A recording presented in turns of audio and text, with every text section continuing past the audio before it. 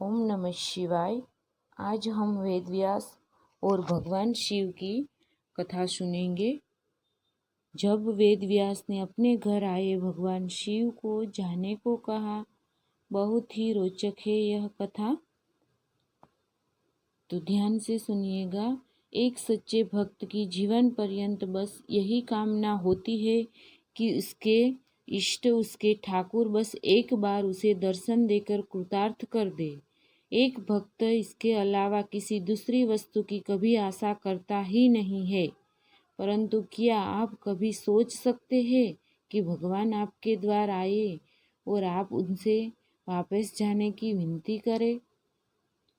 कदापि नहीं, परंतु ऐसा ही हुआ। एक बार जब स्वयं शिव शंभु पधारे महर्षि वेद व्यास जी की कुटिया, तो आइए जानते हैं यह प्रसंग। श्रीमद् भागवत गीता भागवत पुराण के अनुसार एक बार कैलाश पर्वत पर विराजमान माता पार्वती और बाबा भोलेनाथ भगवत चर्चा कर रहे थे। तभी माता पार्वती ने शिव जी से अमृत कथा के बारे में पूछा। इस पर शिव जी बोले, देवी, इस कथा का हर कोई अधिकारी नहीं है।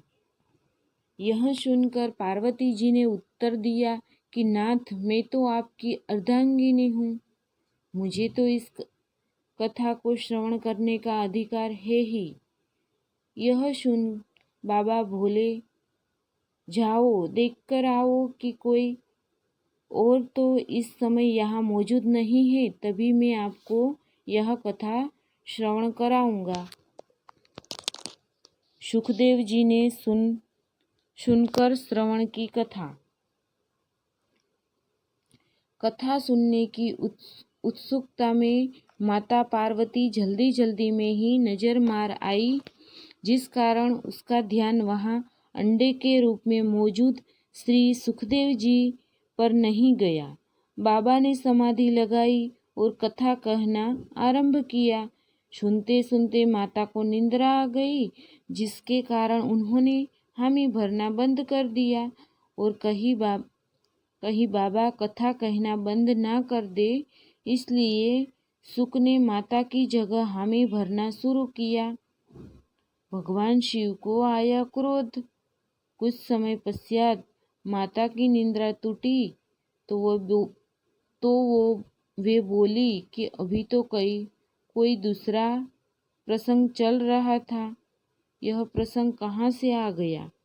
यह सुन भोलेनाथ समझ गए कि माता को मध्य में ही निंद्रा आ गई थी, परंतु तभी उन्होंने विचार किया कि फिर इनकी जगह हामी कौन भर रहा था। ढूंढने पर ज्ञात हुआ कि श्री सुखदेव जी छुपकर कथा सुन रहे थे। यह देख बाबा को क्रोध आया और क्योंकि सुख ने छुपकर कथा सुनी तो बाबा उन्हें मारने दौड़े। उधर बाबा का क्रोध देख सुख ने भी दौड़ लगाई।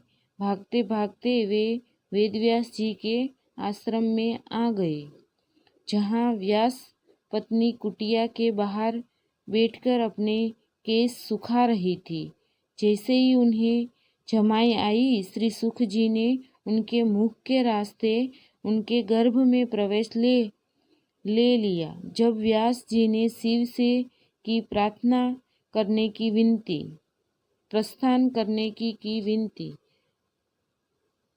अब एक स्त्री पर भोलेनाथ हाथ नहीं उठा सकते थे, इसलिए वह सुख के बाहर निकलने की प्रतीक्षा में व्यास जी की कुटिया के बाहर बैठ गए और उनका इंतजार करने लगे। करीब 12 साल सुख माँ के गर्भ में रहे और शिव जी वहीं बैठे रहे। यह देख व्यास जी ने भगवान शिव की स्तुति की और बोले, नाथ, भक्त और भगवान की इस लड़ाई में मेरी पत्नी कष्ट पा रही है। आपसे निवेदन है, यहाँ से प्रस्थान करिए।